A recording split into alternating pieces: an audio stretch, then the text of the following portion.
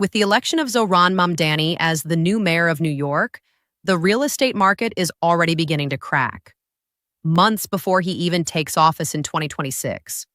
Suburban regions like Westchester, Long Island, and New Jersey have registered a sudden increase in investors fleeing the city, selling their properties in Manhattan, Brooklyn, and Queens. According to reports from Fox Business and the New York Post, investors are on alert regarding the rent freeze and tax increase plan proposed by the new mayor. Analysts state that these measures could reduce investment, halt new construction, and worsen the city's housing shortage. We've already talked here on the channel about the 7 stages that precede a real estate collapse, and you can check out that video in the card above as soon as you finish this video. And New York's stage now is clear. We are between a swell in supply and a cooling of sales. Listings on the rise, investors retreating. It's the same pattern we saw before the collapse in Las Vegas and Phoenix. The difference is that this time, the epicenter is New York. The result? A climate of uncertainty that could mark the beginning of the biggest real estate cooling the city has seen since 2008. The market still looks solid on the surface, but between the lines, the cycle has already begun to turn. Today, on Keynomics, we reveal the 8 regions of New York where prices are yielding, inventories are rising, and insecurity in the real estate market is setting in. The New York market is experiencing a downturn. In recent days, some changes in the city are causing a sense of apprehension. But how much of this is true? And how might this perception of the facts impact the real estate market? Did these facts merely intensify what was already happening? Or is this just a response to major changes that may be coming? One way or another, the fact is the market is feeling the impact. The New York Post pointed to a 29% increase in listings in Manhattan and a 41% jump in searches for properties in New Jersey, a visible flight of capital and confidence. If you want to know how this could help investors, keep watching. But the crisis isn't just economic. The city faces rising crime and a decline in quality of life. Thefts and burglaries rose 12% in 2024, according to the NYPD. Home insurance rose 18%, and general maintenance costs are weighing heavily. For many, it's no longer about profit. It's financial survival. Business owners are closing earlier, commerce is slowing down, and neighborhoods like Harlem, Bushwick, and downtown Brooklyn show signs of the same decline that preceded the 2006 collapse in Las Vegas. Silent fear disguised as prudence. 8. Staten Island. For many years, Staten Island was the last refuge for the New York middle class, an almost suburban piece within the city that never sleeps. It was the borough of wide streets, houses with yards, and families seeking peace without abandoning New York. But in 2025, that balance began to crumble. The increase in interest rates, home insurance, and local inflation itself has been silently eroding the market's base. Transaction volume fell 17%, while the number of listed properties rose 23% this year alone. Homes that used to sell in 30 days now remain on the market for over 90, many with accumulated discounts of up to 8% since the summer. The average cost of ownership grew 11%, driven by a 14% increase in flood and storm insurance, a direct response to new climate coverage requirements. For middle-income families, this increase has become unsustainable.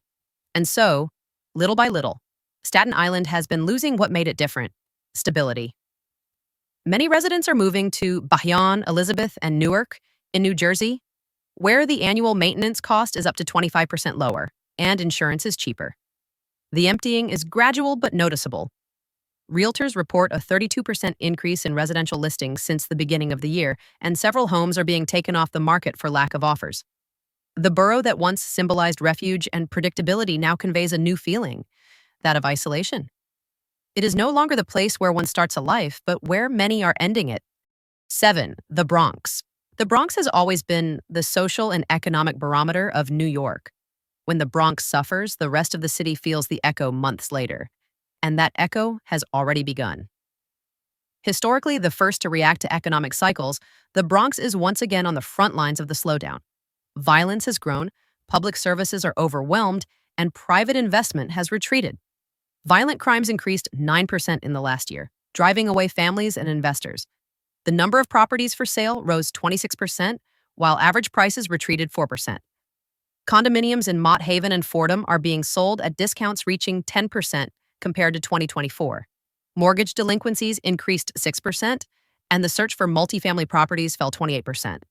The feeling is one of déjà vu, the same script as the 2008 crisis, when the borough was the first to collapse and the last to recover. Today, the streets of the Bronx tell a different story: less optimism, more insecurity. Small landlords report difficulties in renting units, while institutional investors are liquidating entire portfolios. The average rent rose 5%, but maintenance costs grew twice as much. The math doesn't add up, and the result is inevitable. Those who can, sell. Those who cannot, watch the value evaporate. The Bronx once again bears the burden of being the crisis thermometer, where the collapse always begins before reaching the rest of the city. 6. Queens. The most diverse county and one of New York's economic engines now faces the side effect of its own success. Between 2021 and 2023, the region experienced a construction fever. Luxury condos, residential towers, and commercial developments sprouted in Long Island City, Astoria, and Flushing. Now, all these projects are competing for the same buyers in a scenario of high interest rates and restricted credit.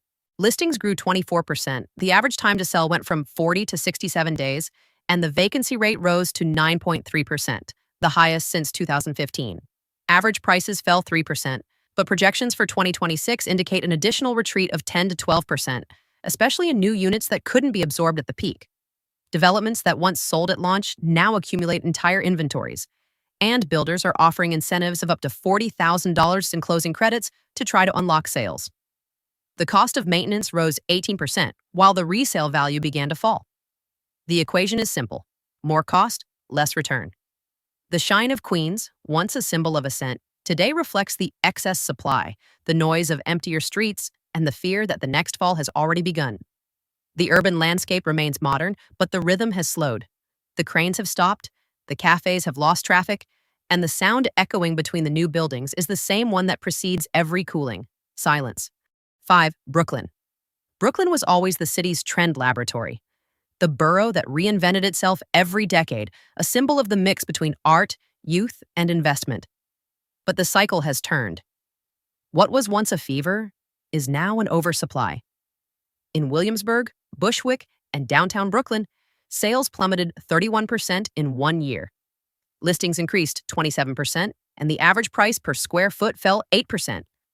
Crime has returned, with thefts and home invasions rising 11% in the last year, and this weighs directly on the purchasing decision. The cost of maintenance has exploded.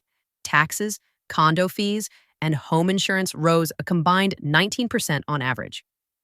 Result: properties bought 2 years ago as investments are now operating in the red. The rent doesn't cover the costs. Many owners try to resort to Airbnb to compensate for the loss of profitability, but the new mayor has already promised to tighten the rules on short-term rentals. And if that happens, a new wave of liquidations could hit the borough. The vibrant aesthetic of Brooklyn hides a growing economic fragility, a feeling of exhaustion. The same borough that symbolized freedom and cultural ascent now symbolizes the weight of an expensive, tense, and exhausted city. The enthusiasm that moved a generation of investors has dissipated. The euphoria is over. And in place of the noise from construction sites, what remains is the most frightening sound for any market: silence. The picture forming is clear. New York has officially entered the correction phase. Liquidity has dried up, inventory is growing, and prices are beginning to yield. The numbers don't scream, they just whisper the same warning the market heard in 2006. The cycle has turned. In the next episode, we go to the 4 regions that support the financial and emotional heart of the city: Manhattan, Westchester, Long Island, and northern New Jersey. It is there that the impact of policies and capital flight has ceased to be a trend. It has become a consequence. 4. Westchester County. Just north of the city, Westchester County became the refuge for New Yorkers seeking peace, a yard, and security. But this collective search turned paradise into saturation. During 2023 and 2024, sales exploded. In 2025, the market hit the ceiling. Listings increased 31%, sales fell 22%, and the average home price, which rose 14% during the pandemic, has already retreated 6% this year. Cities like White Plains, New Rochelle, and Yonkers now have more than 90 days of inventory, double the norm. Local taxes rose 8%, insurance 12%, and the total cost of maintenance has driven away first-time buyers. The side effect is visible. Neighborhoods that were once bustling are getting emptier, and the number of homes for sale with more than 120 days on the market has increased 43%. What was a refuge became a stall, and the realtors themselves admit. The phone stopped ringing. Westchester has entered stage 5 of the cycle. Selective price decline.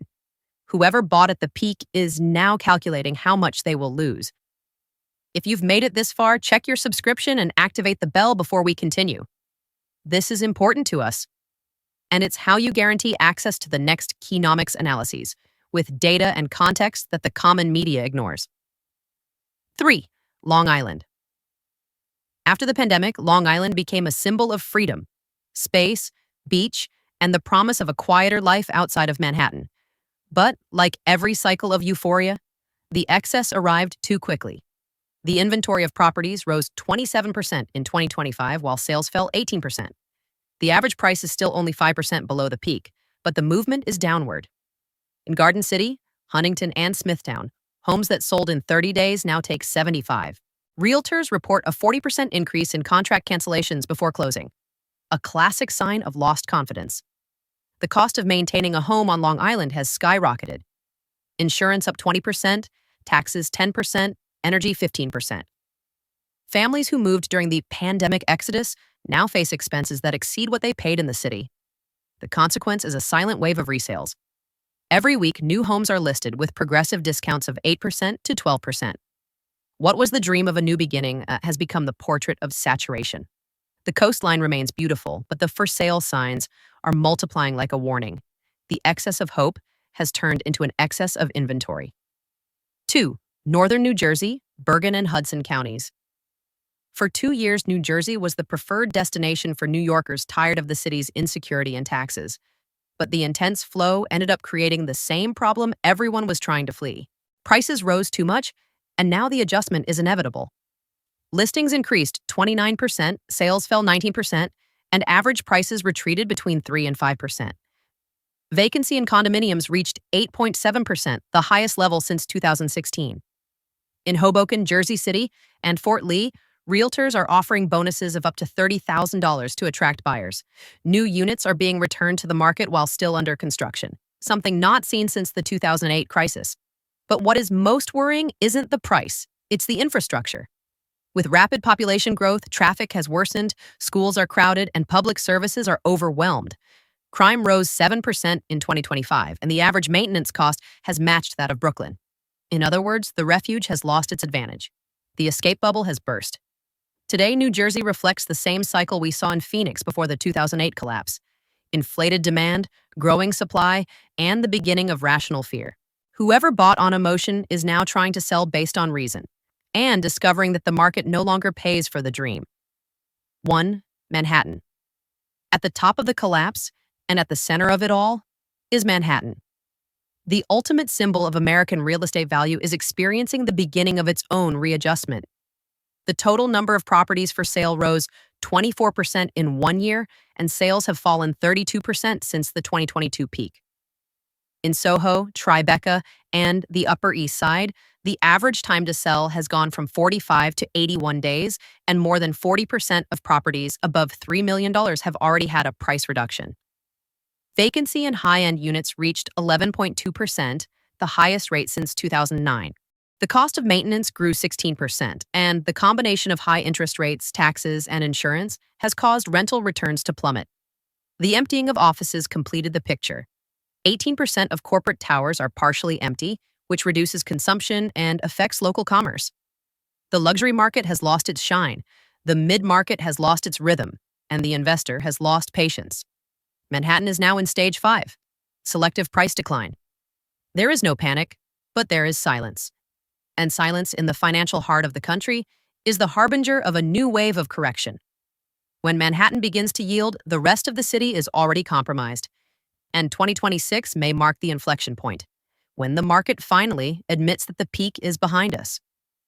New York is reliving the same script that already brought down Las Vegas, Phoenix, and San Diego in past decades. The sequence is identical: euphoria, oversupply, flight, and correction. This time, the difference is that the trigger wasn't credit, it was politics. The new mayor's housing plan, fiscal tensions, and the fear of tax increases are accelerating a process that was already underway. If the rent freeze is approved in 2026, analysts project an average fall of 10% to 15% in property values by 2027. It will not be an explosion. It will be a gradual, deep, and silent collapse. The market doesn't collapse with noise. It collapses when the buyer's silence is greater than the seller's hope. And that silence has already taken over New York. But here's the question that no one can answer with certainty. If investors are leaving New York, where are they going now? Some say they are betting everything on southern states. Others talk about a new golden refuge in the Midwest. But the truth is there is a silent movement happening, and whoever discovers the next destination first will be one step ahead of the entire market. This is Keynomics, analyzing the cycle before it closes. If you want to know where these investors are going, don't miss our next videos. Subscribe, share this video, and activate notifications. Because understanding the market's movement is what makes you survive it.